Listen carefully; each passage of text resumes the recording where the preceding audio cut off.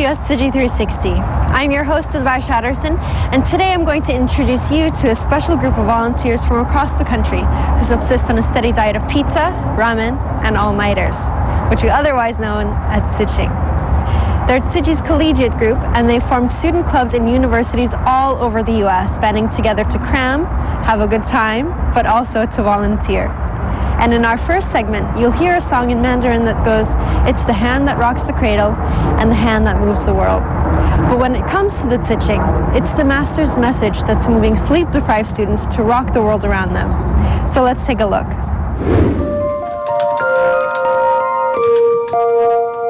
Tzu Chi group, in Taiwan, it started in 1992. But here, I would say probably started at 1994. Beginning of 1998, we have a start to contact with each other. We noticed, oh, there's a different chapter in USA. That was 1998 during our first conference meeting. And all the people who went were officers from different parts of the United States. And these people were really into Tzu Chi. They really want to start something. So that energy was different. So when somebody started saying that, let's do this, everybody followed.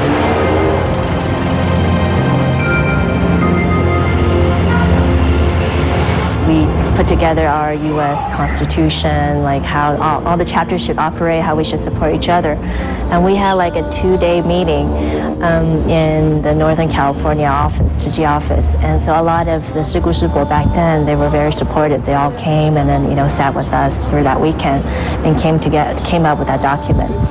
And so on the last day, like the evening before like everybody takes off, we all went to the beach, and so it was right next to the Golden Gate, and then we built a big bonfire. We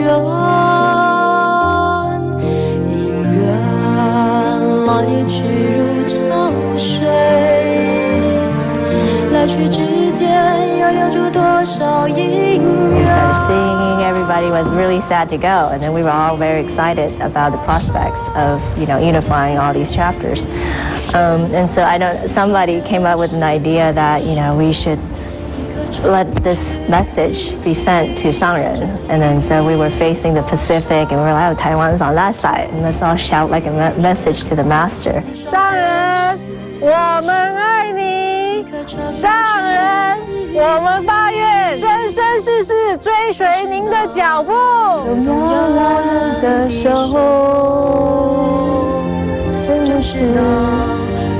We wish that we can always stay in that, which is had the most happiest time with each other, but we can't.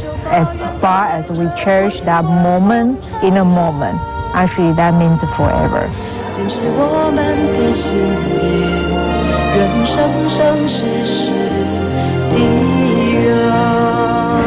When we went back to Taiwan, where it was like the overseas camp, that the master gave us certified. Like a group of us all went up, and when we came down, like we noticed some of us had blood on our shirt, and we're like, oh, what happened? Did somebody get cut? And later we learned that Saren, when she was putting on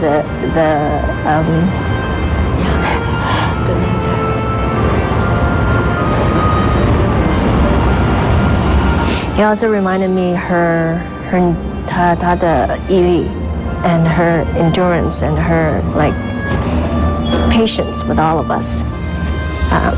Because I guess most people, if we cut our finger and we're bleeding, we wouldn't continue. But she finished everybody. She treated all of us the same. The feeling is totally different from when you see her in person than from you see her on TV. And her energy is just so compassionate that for no reason you'll start crying just by seeing her. And I've been encouraging Tzu Chi that if you have a chance, go. You won't regret it. What motivated you to come in the first place, don't ever forget it. Constantly utilize your time to refine yourself, because that's pretty much what we're here to do.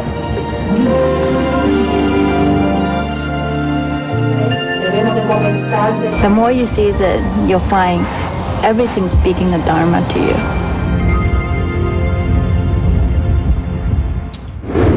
While Tzu Chi slowly started popping up across colleges in the US, one young volunteer decided to bring it back to his neck of the woods in California. But is it always a fun cakewalk? There's a saying that goes, you don't volunteer, you're voluntold. So let's see how he's taken that direction and makes it his own. Jin Zhu and John Xu joined Tzu Chi in 1996 at its San Francisco office. They actively volunteered and would bring along their then 13-year-old son Steve to learn more about Tzu Chi. As a child, I didn't really have a choice. I always had to go where my parents told me to go, and the weekends be dragged along with them. That was what I thought at the time. So wherever we went, we brought him along with us, no matter if he liked it or not. In 1996, my mom, she took me with her back to Taiwan to attend the Qinzi, and it was there that my perceptions of Tzu Chi completely changed. Sometimes he was a little bit naughty. During one class at the retreat, they separated us, and the mothers had to find their children. I would call for my mom, and then I would run somewhere else, and then I would call again. And so I was having fun, but I made it really, really hard for my mom to find me. The other mothers found their children very quickly, but Steve kept hiding. After they turned on the lights, I realized that my mom was actually crying because I really, really hurt her feelings. And that was really the first time that I realized that my actions had consequences. So after that point, I started, paying close attention to the classes and why my mom liked Tzu Chi so much and why it was so important to her. And after a while, it started to become important to me too. In 2002, Steve attended college at UC Davis. When he found out there was no Tzu Chi chapter there, he decided to take action. And everyone was like, oh, so you can go start it there. We started the Tzu Chi group officially towards the end of 2002. I'm really, really happy that it's still around now. I've always hoped that he would walk the Bodhisattva path with his parents. She talks to me one day. She says, I was thinking about becoming the advisor for the UC Berkeley Tzu Chi. I knew that with my English as poor as it is, the only way I could do it is if I had your help. And so I said, yeah, sure, I'll do it. So he was really quite close with the UC Berkeley Tzu Chi. The entire concept of volunteering in Tzu Chi changes when it's something that you're being forced to do and it turns into something that you want to do. I got a phone call from my mom and she said, oh, by the way, you are the main advisor for the UC Berkeley Tzu Chi now. And I'm like, what happened? Later on, I saw that he had a lot of passion for the Tzu Chi group activities, so he would quickly agree to help them. She used Tzu Chi as an excuse to get me to participate more, and then as soon as she knew that I was hooked, she's like, okay, it's all yours now. So that was her plan the entire time, and I didn't realize that until after it happened. Walking on the path of Tzu Chi for nearly 18 years, Steve had transformed into an active volunteer. In 2012, he became a certified member. Since then, recruiting more youth to join the team of volunteers has become one of his most important missions. While Steve continues on as a mentor, we wonder, how much can someone still commit to community service while trying to start a career?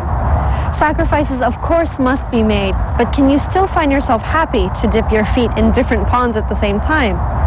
Well, let's meet a talented student who's also from California to find out how he's managed to achieve a balance, but keep it fun at the same time.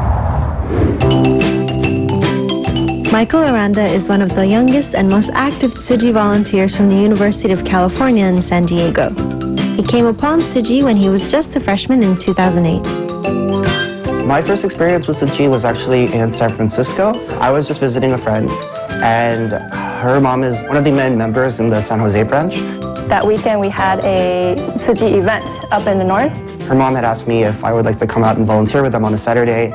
I figured since I'm staying with them and they're providing me hospitality in terms of food and housing, I would, the least I could do was help them out with a volunteering event. At first, I was a little worried about the other Tzu Chi. I just don't want them to overwhelm him at first, but they didn't really do that because homeless distribution is pretty straightforward. A lot of the Tzu Chi members were very friendly, but the big thing for me was I think they recognized a lot of the people there, and they don't treat people who they're helping as if they're victims. They treat them with respect. The Tzu Chi volunteer's sincerity touched Michael. He decided to join the collegiate group Tzu Chi. When I first joined Tzu Chi at UCSD, it was a pretty small officer cabinet and an even smaller member body. It was predominantly Chinese, and the Taiwanese Buddhist aspect of the club was pretty heavily emphasized. Also, right away you can tell that there's a language barrier. A lot of the Tzus and Tsubos expect you to be able to understand Mandarin. Like, they just right away, when they see you at an event, they assume that you speak Chinese. And so a lot of people's, including my own, their initial impression is that the club is pretty exclusive. But it's pretty easy to see after you attend a few events that, that's not what they're about. They just take volunteering very seriously. So I stuck around with it, and I liked what I saw. Getting more involved, Michael soon became an officer and later even the president. One of the things that I really focused on in my presidency was just the officers making a conscious decision to make members who come out to our events feel welcome. He's a really positive person, so when he's around new people, they get that positive energy with him. So for instance, at Everybody Reads, which is our tutoring event, I'll make an announcement and say, okay, whose first time is it? Someone gets introduced, and then I ask, okay, so do you know what we're going to do? Just even starting that simple discussion sort of helps them feel more engaged, more welcomed, and also kind of helps them participate more in the event. Throughout my 4 years of being involved with the chapter and being involved with the organization, I've seen a lot of growth in terms of what we've been able to accomplish, as well as the member body and officer cabinets. In 2012, Michael graduated from UC San Diego, but a new challenge arose. So after graduation, I was a little bit concerned about being able to continue doing my work with the UCSD Tzu Chi chapter. For a computer science major, the obvious choice is to go to Silicon Valley in San Francisco.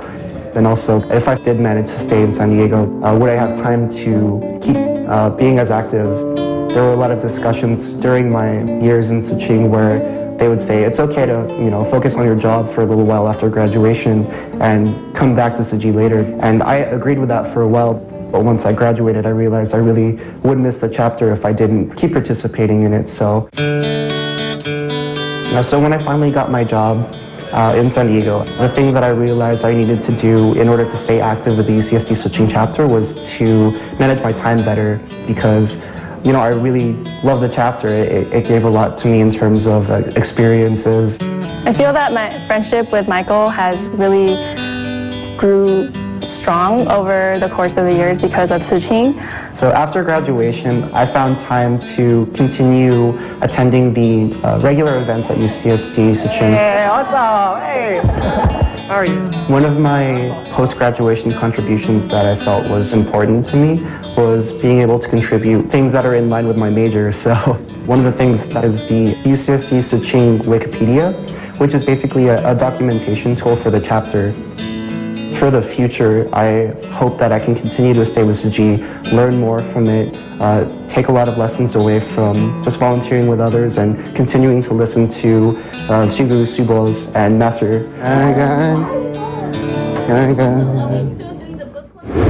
As Michael cleverly shows us, you see how there are ways to use your interests to make the best of your time as a volunteer. But now I want to take you to the East Coast, where a few college students started a Tzu Chi chapter in New Hampshire. There, over baked goods and sign language artistry, the students found a relaxing and lighthearted way of hitting the books and giving back at the same time.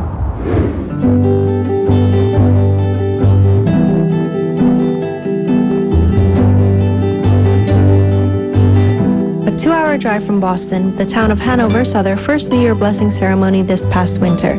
It's held by youth who initiated a study group in 2011 and have been active in community service. They hope to recruit more people to join their volunteer group and to share what they feel with the local community. After having received lots of wishes from the Tzu Chi family at Boston's New Year blessing ceremony in 2013, they decided to spread the same feeling to the local community.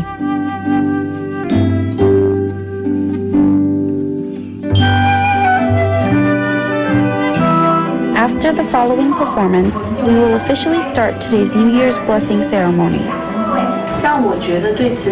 It's when we participated in Boston's New Year's ceremony that I was able to learn more about Tzu Chi.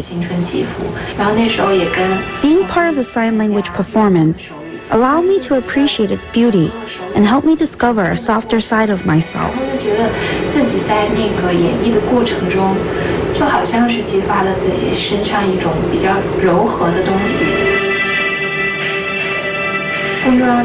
Even better, I met many admirable volunteering families in Boston who are doing these things with humility and devotion.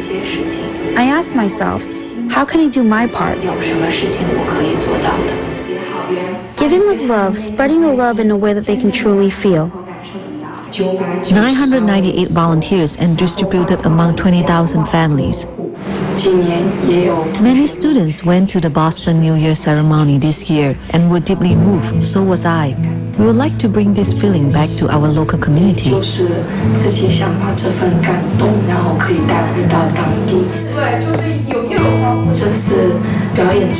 After the event, many of the volunteers returned to their studies. Considering we are busy students, how do we encourage everyone to join in? It reminded me of what Master say, disaster relief is not an obligation. We are grateful to everyone who is willing to contribute. All of us understand each other. We try to be lighthearted while doing all of this so that we don't feel tired.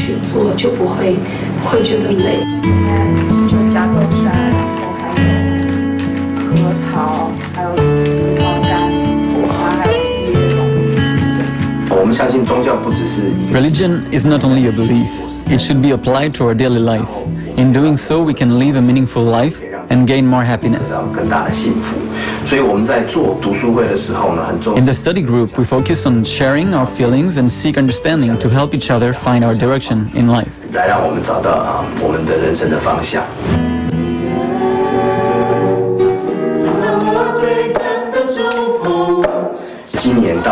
This year we're working with the third team.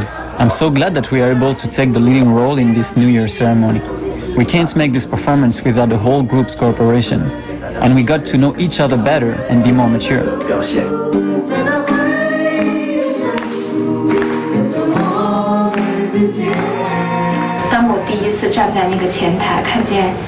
The moment I stood on stage, I was worried that there wouldn't be enough people in the audience and that we couldn't share what we wanted with them. But when I saw a girl in tears during the performance, I felt that even though we didn't have a big crowd, our event is meaningful as long as those who came felt our gratitude and wishes.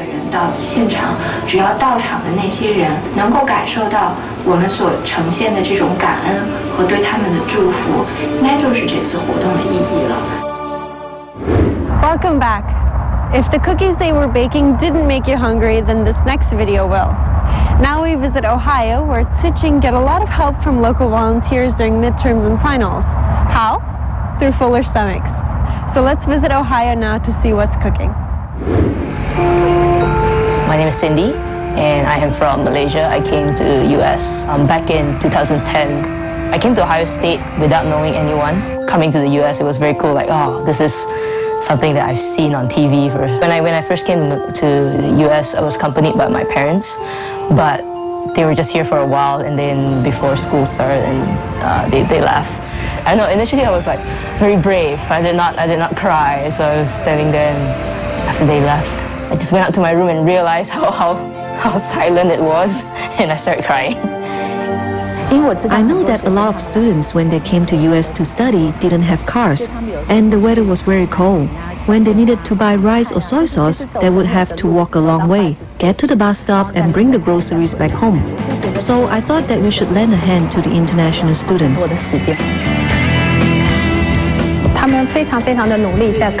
They were very studious. We would see them studying so hard during exams and eating really unhealthily because they didn't have time to cook and were trying to save money. They would rarely go out to eat. They would just eat white rice and canned food.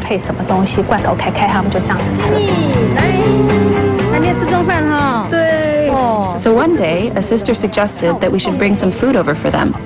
And slowly it became the boxed meal program we have now. schools always prepare like lunch boxes for us, especially when we're busy with school and all that. So it's very touching. Like you, all out of the blue, school will just call you and say, "Okay, I'm coming to give you a lunch box." So that was like, okay, wow, I never thought of that, and it's a nice little surprise all the time, especially if it's food. Vegetables that don't taste good are the ones that are good for you, but I'll try my best to cook the veggies in a way that the students can enjoy. Making lunch boxes brings warmth to the kids. Before I would make 1 or 2, now I'm making 8 or 10. It can be tiring, but I try not to think of it as tiredness. That's what I learned in Tzu Chi, to cherish the moment now. So I just need to finish today's work. So when we started care packaging, we wanted to have sort of a sense of 传承. And so we were thinking, it's possible for schools to do it, why not? We as Tzu Chings take up that responsibility too and try that as well. And so we decided to make our own miniature version of care packages. Our hope that through doing all of these detail-oriented, complicated things that people can really sense how much we care about them and how much we love them, and because they're like family to us. When my daughter was an OEC student, our relationship was quite tense. At home, I am a very demanding mother. I would pressure them to do what I want and order them around. I didn't know how to respect them. But from working with Tzu Chi, I learned how to respect others better. I now use the same mindset on my children. They know I've softened up and my temper improved, and that I respect them more and give them space. This has been an unexpected improvement. Thank you, I love you. When it's Mother's Day or Father's Day, they will mail us cards and email and send some cute pictures for our sisters. In fact, after graduation, they would join Tzu Chi wherever they were. They didn't stray from Tzu Chi. I think we have planted seeds. Thank you, everyone. It's the best gift in the cold days. 感恩.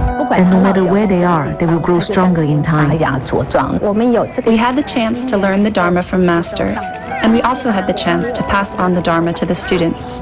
They are lucky to be able to know and understand Tzu Chi and to join Tzu Chi. I think that is a very wonderful thing. I'm very thankful that you guys are taking care of us Tzu Chings on campus. Might get a bit emotional, but yeah. The work that you guys do is very. We really appreciate it. Although sometimes we don't show it. We might just say thank you and leave, but honestly, we do feel the love that you give us. So yeah, I hope you now have a perspective that's more full, but also more fun, on Tzu Chi's young volunteers. It's with them that Tzu Chi is reaching their peers, and it's with them where committed volunteers begin. Thanks for joining me this time. I'm Dilbar Shatterson, and I'll see you soon.